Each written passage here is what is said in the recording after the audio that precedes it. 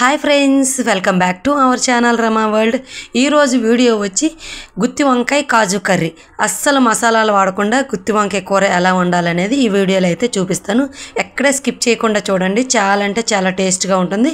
ఇంకా ఆలస్యం లేకుండా వీడియోలోకి అయితే వెళ్ళిపోదాం. ఇక్కడ నేను గుత్తి వంకాయ కాజు కర్రీ చేయడానికి ఒక అరకిలో అయితే వంకాయలను అయితే తీసుకున్నానండి. అన్నీ ఒకే సైజులో తీసుకోవాలి మనం ఈ గుత్తి వంకాయ కూర వండటానికి. నేను మొన్న మార్కెట్కి వెళ్ళినప్పుడు తీసుకున్నాను. ముందుగా ఇలా చక్కగా క్లీన్ చేసేసుకోవాలి. వంకాయలన్నీ కడిగేసిన తర్వాత వంకాయలను అయితే 4 భాగాలుగా కట్ చేసుకోవచ్చు. మీకు ఎలా నచ్చితే అలా క్లీన్ చేసుకోవచ్చు అండి, కట్ చేసుకోవచ్చు.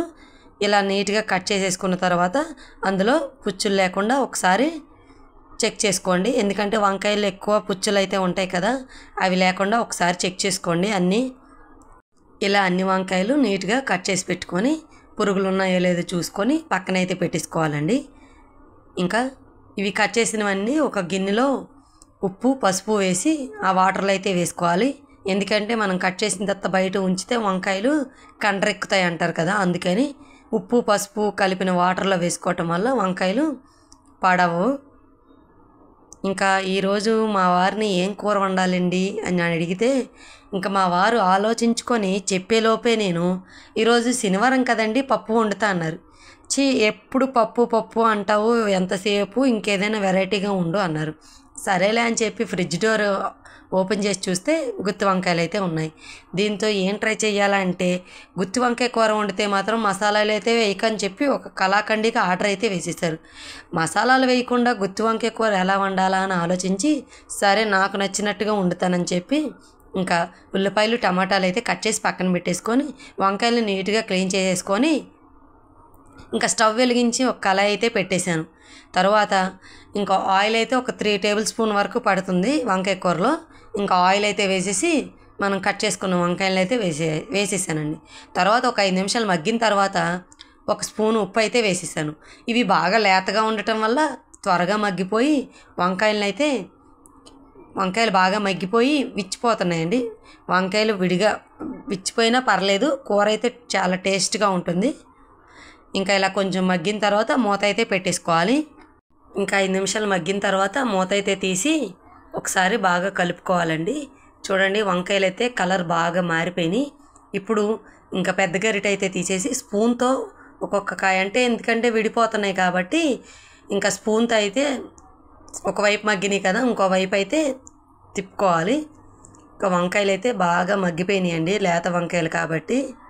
అదే లేత వంకాయలు కాకపోతే మనం చాలాసేపు మగ్గనివ్వాలి. ఎందుకంటే ఇది నూనెలోనే మగ్గాలి, తర్వాత మనం వాటర్ కానీ ఏది యాడ్ చేయం కాబట్టి. ఇవన్నీ తిప్పేసిన తర్వాత ఒకసారి బాగా కలుపుకొని ఒక 5 నిమిషాలు మగ్గనిచ్చిన తర్వాత ఉల్లిపాయలు అయితే ఇందులో యాడ్ చేసేసుకోవాలి. మనకి నచ్చితే ఇవి వంకాయలు పక్కకు తీసేసుకోవచ్చండి, పక్కకు తీసి ఉల్లిపాయలు వేపుకోవచ్చు. కాకపోతే ఇలా డైరెక్ట్గా అయినా ఉల్లిపాయలు అయితే వేసేసి ఉల్లిపాయలు బాగా వేగనిచ్చుకోవచ్చు. నేనైతే డైరెక్ట్గానే వేసేస్తున్నాను, ఎందుకంటే ఇవి లేత వంకాయలు బాగానే ఉడికిపోయినాయి కదా అని చెప్పి ఇంకా ఉల్లిపాయలు కూడా సపరేట్గా వేయకుండా ఇంకా డైరెక్ట్గా వేసేసి ఒకసారి బాగా కలిపేసి మూత అయితే పెట్టేసుకుంటున్నాను. ఉల్లిపాయలు ఇప్పుడు ఇలా కనిపించినా బాగా వేగిన తర్వాత అసలు ఉల్లిపాయలు వేసామా లేదా అన్నట్టు అయిపోతాయండి. ఈలోపు ఉల్లిపాయలు వేగేలోపు మనం ఒక పక్క ఇంకొక కళాయి పెట్టుకొని స్టవ్ వెలిగించి ఒక 2 టేబుల్ స్పూన్ ఆయిల్ అయితే వేసుకొని 1 స్పూన్ జీలకర్ర, ఒక 2 లేదా 3 పచ్చిమిరపకాయలు, 10 నుంచి 15 జీడిపప్పులను అయితే వేసుకోవాలి. అవి బాగా దోరగా వేయించుకున్న తర్వాత మనం ముందుగా కట్ చేసి పెట్టుకున్న టమాటా ముక్కలను అయితే వేసుకోవాలి. టమాటా ముక్కలను ఒకసారి బాగా కలిపి మూత అయితే పెట్టుకోవాలండి. ఈలోపు మనం పక్కన ఉల్లిపాయలు వేగుతున్నాయో లేదో ఒకసారి చూసి బాగా కలుపుకొని మళ్ళీ 5 నిమిషాలు మగ్గనివ్వాలి. ఉల్లిపాయలు మొత్తం బాగా మగ్గిపోవాలండి. చూసారా బాగా వేగుతున్నాయి ఉల్లిపాయలు. మనం కొంచెం నూనె ఎక్స్ట్రా వేసుకుంటేనే ఇలా బాగా వేగుతాయండి.